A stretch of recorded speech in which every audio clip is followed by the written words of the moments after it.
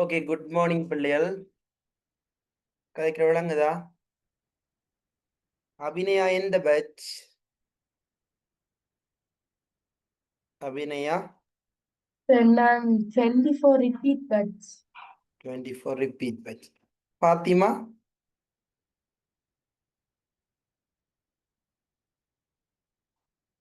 பாத்திமா இந்த batch 24 repeat. 24. Okay, சரி. நான் கிளாஸ் 27 பட்சுக்குரிய கிளாஸ் ஸ்டார்ட் பண்ண. அப்போ இல்லை, ஃபிரோசா மட்டும்தான் இருக்கிறீங்க. என்ன ஃபிரோசா இந்த கிளாஸில் இருக்கிறீங்க தான் என்ன?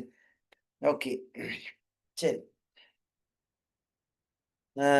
நாங்கள் ஏதாவது ஒரு கொஞ்சம் நேரத்தில் கொஞ்சம் விஷயம் சொல்லி தந்துட்டு நான் விடுறேன். ஓகே, பாருங்க பிள்ளைகள். இது இப்போ இந்த ரெக்கார்ட் பார்க்குற பிள்ளைகள் 27 பட்சுக்குரிய ஆரம்ப பகுதி, அதாவது ஃபர்ஸ்ட் டேர்முக்குரிய பகுதிகள் என்னென்ன படிக்கணும் என்ற விஷயத்த நீங்கள் ஃபர்ஸ்ட் ஒருக்கா பார்த்து கொள்ளணும். என்னென்ன பகுதி அது நான் உங்களுக்கு குரூப்பில் போட்டு விடுவேன். என்னென்ன பகுதி படிக்கணும்ன்றது அந்த பகுதிகளை வச்சு கொண்டு தான், ஃபர்ஸ்ட் டேர்முக்குரிய பகுதியில் வச்சு கொண்டு தான் நாங்கள் ரிசல்ட்ஸ் வந்த பட்சை பிரதானப்படுத்தி நாங்கள் என்ன ஃபர்ஸ்ட் டேர்முக்கு எவ்வளோ படிக்கணும்ன்ற விஷயத்தை நீங்கள் பார்த்து கொள்ளணும். அது ஒருக்கா நான் ஷேர் பண்ணி காட்டுறேன். அதை பார்த்து கொள்ளுங்கோ. பெரும்பாலும் என்னென்ன பகுதிகள் படிக்கணும்ன்றது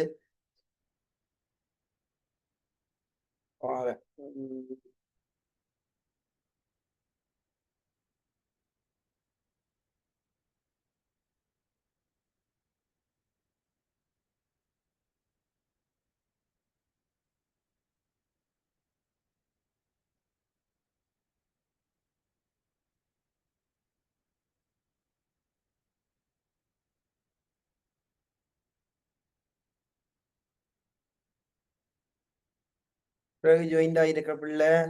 ஓகே, ஜது சார். ஓகே, சரி. இப்போ ஃபர்ஸ்ட் டேர்முக்குரிய பகுதிகளை நீங்கள் படித்து கொள்ளணும். அதை நான் குரூப்பில் போட்டு விடுறேன். அதில் பார்க்க நாங்கள் இன்றைக்கு எழுத்தியல் இலக்கணத்தை பற்றி முதலாவது தமிழ் இலக்கிய வரலாற்றில் இலக்கண பகுதியில் முதலாவது விஷயத்தை நான் இன்றைக்கு அறிமுகம் மாதிரி சொல்லித்தாரேன். அதில் இலக்கண பகுதி பெரும்பாலும் எல்லாருக்குமே தெரியும். அதாவது அடிப்படை பகுதி எழுத்தியல். அதில் பார்க்க பிள்ளைகள் முதலாவது விஷயம் பார்க்க இலக்கணத்தில் முதலாவது இலக்கண பகுதி எழுத்தியல் இலக்கணம். எழுத்தியல் என்றா என்னன்னு தெரியும். எழுத்துக்களை பற்றி படிக்கிறத எழுத்தியல் என்று படிப்போம். சொற்களை பற்றி படிக்கிறத சொல்லியல் என்று படிப்போம். சரிதானே? எழுத்துக்களை பற்றி படிக்கிற பகுதியை எழுத்தியல் என்று சொல்லுவோம். ஒவ்வொரு எழுத்துக்களை பற்றி படிக்கிறோம். ஓகே, இப்போ நாங்கள் அந்த அடிப்படை விஷயம்தான் இது எல்லாருக்குமே தேவையானது. முதலாவது பிள்ளைய நாங்கள் எழுத்துக்களை வகைப்படுத்த என்ன? உயிரெழுத்து, மெய்யெழுத்து, உயிர்மெய் எழுத்து, ஆயுதெழுத்து என்று வகைப்படுத்துற மாதிரி இன்னொரு விடயம் எழுத்துக்களை நாங்க வகைப்படுத்திக்க முதல் எழுத்து சார்பெழுத்து என்று வகைப்படுத்துறோம். எழுத்துக்களை வகைப்படுத்திக்க முதல் எழுத்து சார்பெழுத்து. முதல் எழுத்து எத்தனை தெரியும்? முதல் எழுத்துக்கள் எத்தனை பிள்ளைகள்? எத்தனை முதல் எழுத்துக்கள்? 30. முதல் எழுத்துக்கள் 30. சார்பெழுத்து முதல் எழுத்து எத்தனை வகைப்படும்? 2 வகைப்படும். என்ன? ஒன்று உயிரெழுத்து, இன்னொன்று மெய்யெழுத்து. அதே மாதிரி சார்பெழுத்து எத்தனை வகைப்படும்? 10 வகைப்படும். எண்ணிக்கை எத்தனை? சார்பெழுத்தின் எண்ணிக்கை 369. சார்பெழுத்துக்கள் 69.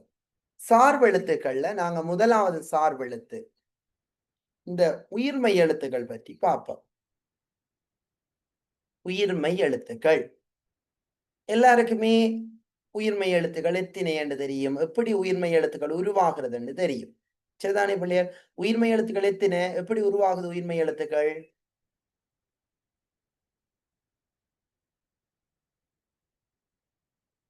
18 மெய்யெழுத்துக்களும் 12 உயிரெழுத்துக்களோட சேர்ந்து 216 உயிர்மெய் எழுத்துக்கள் உருவாகின்றன. இது ஃபர்ஸ்ட் ஓகே தானே? உயிர்மெய் எழுத்துக்கள் எப்படி உருவாகுது? 18 இக்கண்ணாண்ட மெய்யெழுத்து ஆனாவோட சேர்ந்தா காணா, ஆவண்ணாவோட சேர்ந்தா காவண்ணா. ஈனாவோட சேர்ந்தா கீனா. இப்படி 18 மெய்யெழுத்துக்களும் 12 உயிரெழுத்துக்களோட சேரிக்க 216 உயிர் மெய்யெழுத்துக்கள் உருவாகின்றன. அடுத்த கேள்வி கேட்கலாம் பிள்ளைகள், உயிர்மெய் எழுத்துக்கள்ல சரிதானே, உயிர்மெய் எழுத்துக்கள்ல பிள்ளைகள் எத்தனை குறில் எழுத்து இருக்குது, எத்தனை நெடில் எழுத்து இருக்கு? அப்ப உயிர்மெய் குறில் எழுத்துக்களின் எண்ணிக்கை, உயிர்மெய் நெடில் எழுத்துக்களின் எண்ணிக்கை, இப்படி ஒரு கேள்வி கேட்கலாம். குறில் எழுத்துக்கள் எத்தனை,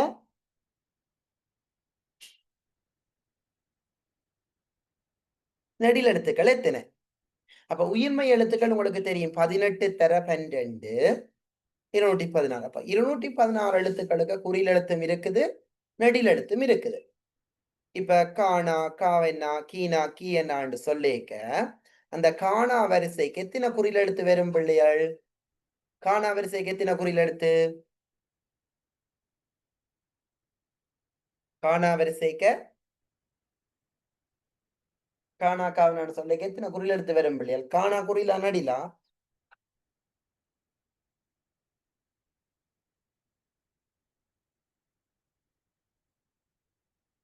என்ன பிள்ளைகள், காணா குறிலா நடிலாடா? குறில். குறி.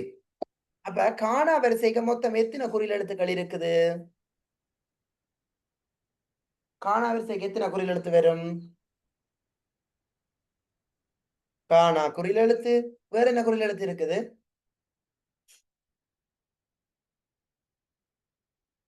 என்ன பிள்ளைகள்? உயிர்மெய் குறில் எழுத்துக்களின் எண்ணிக்கை என்று கேட்டா எத்தனை குறில் எழுத்து, அதாவது காணா வரிசைக்கு எத்தனை குறில் எழுத்து இருக்குது?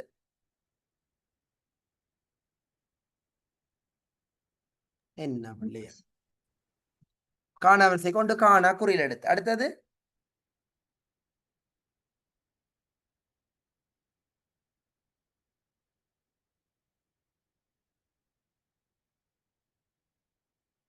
என்னடா பிள்ளைகள், காணா வரிசைக்கு எத்தனை குறில் எழுத்து இருக்குன்னு தெரியலையா?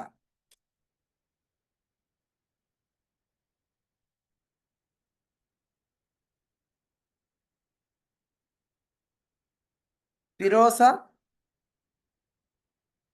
காணா காவனான்னு சொல்லி கொண்டு போய் எத்தனை குறில் எடுத்து வரும் காணா வரிசைக்கு? 5 குறில் எழுத்து வரும் சார். எத்தனையான? 5. 5. என்னென்ன? ஒன்று காணா வரும், இன்னொன்று கீனா வரும், அடுத்தது கூணா வரும், கேனா வரும், கோணா வரும். அப்ப 5 குறில் எடுத்து வரும் எல்லாம். காணா வரிசைக்கு 5 குறில் எழுத்து வரும். அதே மாதிரி தானே 18 வரிசைக்கு 5 குறில் எழுத்து வரும்.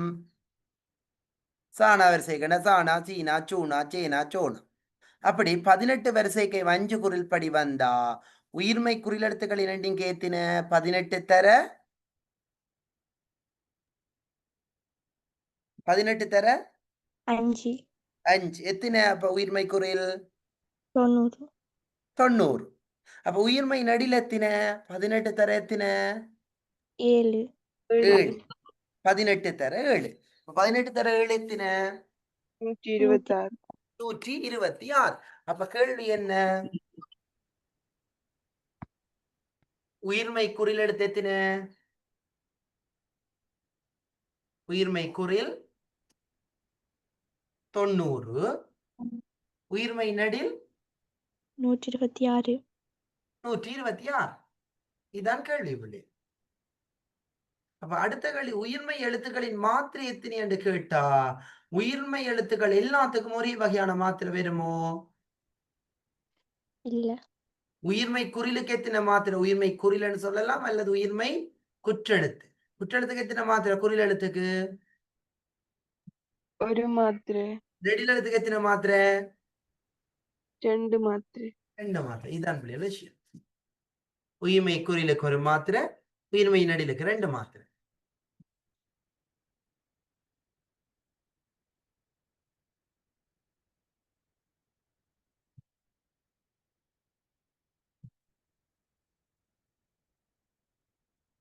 அடுத்தது பிள்ளைகள், இந்த உயிர்மை எழுத்துக்கள் இருக்குத்தானே, இதுக்குள்ள வல்லின உயிர்மை எழுத்துக்கள் எத்தின? வல்லின உயிர்மை எழுத்துக்கள் எத்தின? இப்ப வல்லின எழுத்துக்கள் எது வல்லின எழுத்துக்கள் கசட தபர சொல்லுவீங்க சொல்லி போட்டு குச்சி போடுவீங்க. அப்ப அந்த வல்லின மெய்யோட சேர்ற உயிரெழுத்துக்கள் தானே வல்லின உயிர்மெய் எழுத்துக்கள். வல்லினத்தோட உயிர்மெய் எழுத்துக்கள் சேர்ந்தா உயிரெழுத்து சேர்ந்தா தானே வல்லின உயிர்மெய் எழுத்துக்கள் வரும். அப்ப இக்கண்ணா வரிசையில எத்தனை வல்லின உயிர்மெய் எழுத்துக்கள் வரும். இக்கண்ணா வரிசையில இக்கண்ணா வரிசைக்கு எத்தனை வல்லின உயிர்மை. இக்கண்ணா ஆனாவோட சேர்ந்தா காணா, இக்கண்ணா ஆவனோட சேர்ந்தா காவன்னா. அப்ப காணா வரிசைக்கு எத்தனை வல்லின உயிர்மெய் எழுத்துக்கள் வரும். 12 12. அப்ப காணா வரிசைக்கு 12. அடுத்து என்ன எழுத்து. தானா தானா வரிசைக்கு 12. காச தானா வரிசைக்கு 12. அப்ப 6 தர 12 எத்தின. 72 அது என்ன கேள்விக்குரிய விட. வல்லின உயிர்மெய் எழுத்து. வல்லின உயிர்மெய் எழுத்துக்கள் 72. அடுத்தது என்ன கேள்வி கேட்கலாம். வல்லின உயிர்மெய் எழுத்து மாதிரி தானே மற்றது என்ன உயிர்மெய் எழுத்து. இடையின உயிர்மெய் மெல்லின உயிர்மெய் எழுத்து 72 தான். இடையின உயிர்மெய் எழுத்து 72. எழுத்து 72 தான். இது ஃபர்ஸ்ட் விளங்கிட்டான். ஓ சார். இது கிளியரா பிள்ளையாள். வல்லின உயிர்மெய் எழுத்துக்கள் எத்தனை கேட்டா எத்தனை சொல்லுவீர்கள்.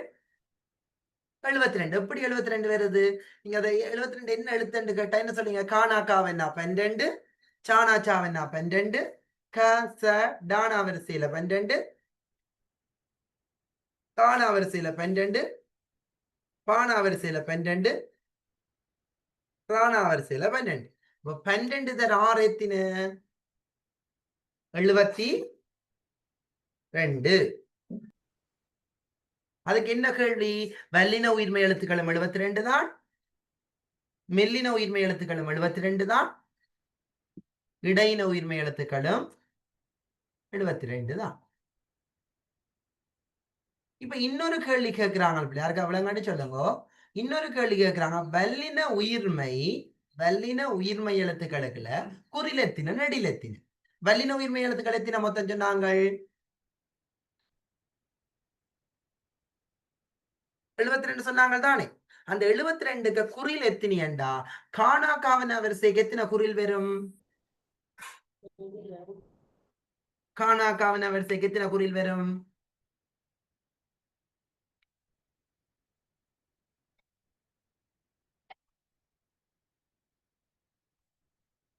பிள்ளைகள் காணா காவன வரிசைக்கு எத்தனை குறிலடா.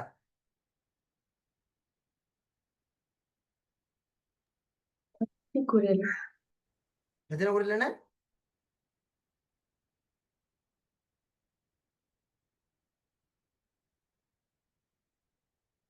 காணா காவன வரிசைக்கு எத்தனை குறில் வரும் பிள்ளைகள். காணா காவனா கீனா கீனா சொல்லிக்கொண்டு போய்க்க. 5 குரில் எழுத்து வரும் சார். 5 குறில் என்ன. அப்ப காணா வரிசைக்கு 5 குறிலண்டா. அடுத்தது என்ன. சாணா வரிசைக்கு எத்தனை குறில் வரும். 5 தான் வரும். 5. அப்ப ஒவ்வொரு குறில் வரிசைக்கையும் அப்ப எத்தனை தர 5 என்று பெருக்கணும். 5 தர 6 அதாவது 6 வரிசைக்கையும் 5 குறில் படி பார்த்தா 6 5 எத்தனை 30. 6 5 30 சார். அது என்ன கேள்விக்குரியது. வல்லின உயிர்மை குறிலும் 30 தான். மெல்லின உயிர்மை குறிலும் 30 தான். இடையின உயிர்மை குறிலும் 30 தான். அப்ப வல்லின உயிர்மை நடில எத்தனை 42 நடில எத்தனை 42. எப்படி 42 பேரும். இப்ப காணா வரிசைக்கு எத்தனை நடில் 7 பேர். அப்ப 6 வரிசைக்கையும் பார்த்தா எத்தனை வரும் 42. 7 42. திரும்ப இருக்கா பாருங்க பிள்ளைகள். இந்த கிளாஸ் வந்து நான் 27 பட்சுக்கா ஸ்டார்ட் பண்ணேன். இல்ல 27 பட்ச பெரும்பாலும் ஆக்கள் ஜாயின்ட் ஆகல. சரி நாங்கள் டைம் அவுட் பிரச்சனை 2 ஒரு வாரம்னு சொன்னவங்க ஜாயின்ட் ஆகல. அந்த ரெக்கார்டை வேற யாராவது பெற போறாங்கன்னு இந்த ரெக்கார்டை பார்க்கணும். அவங்க ஓகேண்டா ஜாயின்ட் ஆகட்டும். சரிதானே பிள்ளை. அப்ப சார்பு எழுத்துக்கள் திரும்ப ஒரு கேள்வி கேட்டுட்டு விடுறேன். எழுத்துக்களை வகைப்படுத்திக்க முதல் எழுத்து சார்பு எழுத்து வகைப்படுத்துறோம். முதல் எழுத்துக்கள் எத்தனை பிள்ளைகள்.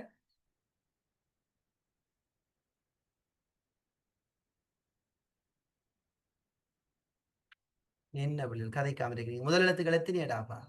30. 10. முதல் எழுத்துக்கள் எத்தனை வகைப்படும்? 2 வகை. என்னென்ன?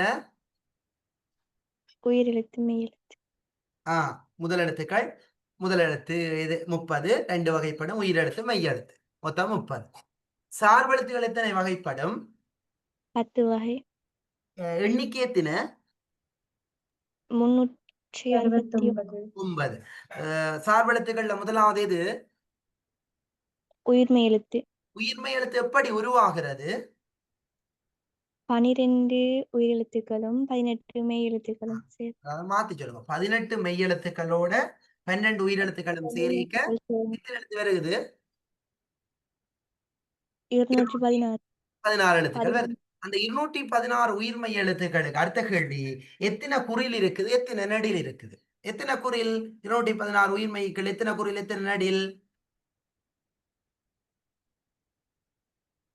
5 குறிலும் 7 நெடிலும். என்னடாப்பா, உயிர்மெய் எழுத்துக்களுக்கு எத்தனை குறில், எத்தனை நெடில்? உயிர்மெய் உயிரெழுத்துக்கள் குறில் எத்தனை? வந்து 90, உயிர்மெய் நெடில் வந்து 126. 126. அப்ப இது ஃபர்ஸ்ட் ஓகே. இந்த ரெண்டையும் கூட்டினா உயிர்மெய் எழுத்துக்கள் வரும். அடுத்த கேள்வி சொன்னான், இந்த வல்லின உயிர்மெய் எழுத்துக்கள் எத்தனை, அந்த உயிர்மெய் எழுத்துக்களுக்கு எத்தனை மாத்திரை என்று கேட்டா அப்படி சொல்லுவியல் பிள்ளைகள்? உயிர்மெய் எழுத்துக்களுக்கு எத்தனை மாத்திரை என்று கேட்டா அப்படி சொல்லுவியல்? குறில் ஒரு மாத்திரை, நெடில் 2 மாத்திரை. உயிர்மெய் குறிலுக்கு ஒரு மாத்திரை, உயிர்மெய் நெடிலுக்கு 2 மாத்திரை. அடுத்தது வல்லின உயிர்மெய் எழுத்துக்கள் எத்தனை? வல்லின உயிர்மெய் எழுத்துக்கள் எத்தனை? எத்தனை வல்லின உயிர்மெய் எழுத்துக்கள்?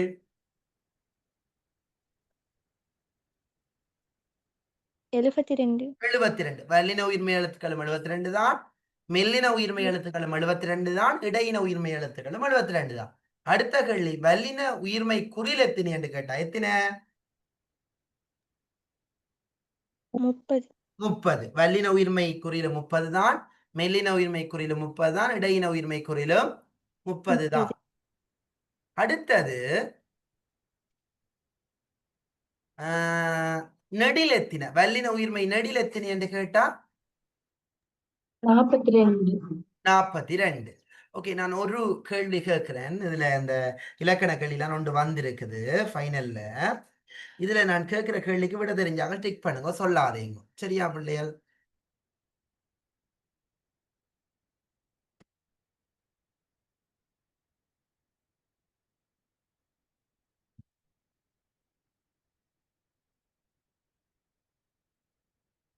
இதுக்கு விட தெரிஞ்சாங்க சொல்லாதீங்கோ, டிக் பண்ணி காட்டுங்க தெரிஞ்சாங்க. பின்வருவனவற்றுள் சார்பெழுத்து விட சொல்ல வேணாம். ஒரு தரம் தெரிஞ்சாக டிக் பண்ணுங்க. பின்வருவனவற்றுள் சார்பெழுத்து விட தெரிஞ்சாக டிக் பண்ணி காட்டுங்க. இது ஒரு ஃபைனல் 2018ஆம் ஆண்டு ஃபைனல்ல வந்து பின்வருவனவற்றுள் சார்பெழுத்து எது? இதுதான் கேள்வி. விட தெரிஞ்சாக டிக் பண்ணி காட்டுங்க. பின்வருவனவற்றுள் சார்பெழுத்து எதுவா? எது சரியான விடை என்று பார்ப்போம். தெரிஞ்சாக டிக் பண்ணுங்க. பின்வருவனவற்றுள் சார்பெழுத்து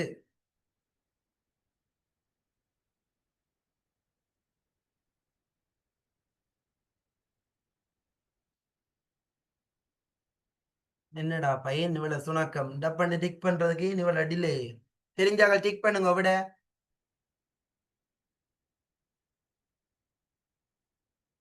பின்வருவனவற்றுள் சார்பெழுத்து எது சார்பெழுத்தா வரும்? இப்ப நாங்கள் படிச்சதை வச்சுக்கணும், இந்த சார்பெழுத்தை கண்டுபிடிக்கலாம். சரி பாப்போம். எது விட?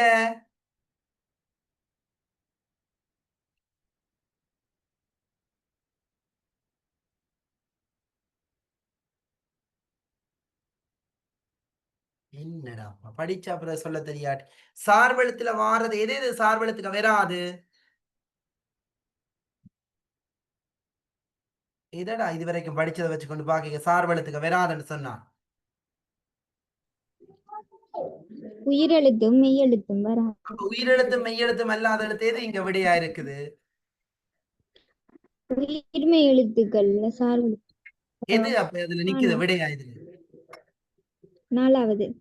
4வது விடை. இதுல என்ன விடை? இவ்வளவு டிலே? ஏன் ஒரு கேள்வி கேட்டா அப்புறம் இவ்வளவு நேரம் டிலே பண்றீங்க? நான் 18 திறம் கேட்டா அப்புறம் தான் சொல்ல வேண்டியா கிடையாது. இப்படித்தான் விஷயங்கள் வரும். இப்படி படிக்க படிக்க விடயங்கள் வரும். இல்லை நான் 27 பட்சக்கூடிய கிளாஸை தான் இன்றைக்கி எடுத்தேன்னா இல்லை பெருசாக ஜாயின்ட் ஆகலை. படிக்கிற பிள்ளைய தான் ஜாயின்ட் ஆகிருக்கிறீங்க. இப்போ உங்களுக்கு தெரிஞ்ச பிள்ளைகள் இருப்பாங்க, யாராவது ஜாயின்ட் ஆக போகிறாங்கன்னா ரெக்கார்டை பார்க்கட்டும். இன்றைக்கு படிப்பிச்ச விஷயத்துக்குரிய ரெக்கார்டை பார்க்கட்டும். ஓகேண்டா ஜாயின்ட் ஆகி கொள்ளட்டும். சரி, அப்படி நாங்கள் மிச்சத்தை அடுத்த கிளாஸில் பார்ப்போம்.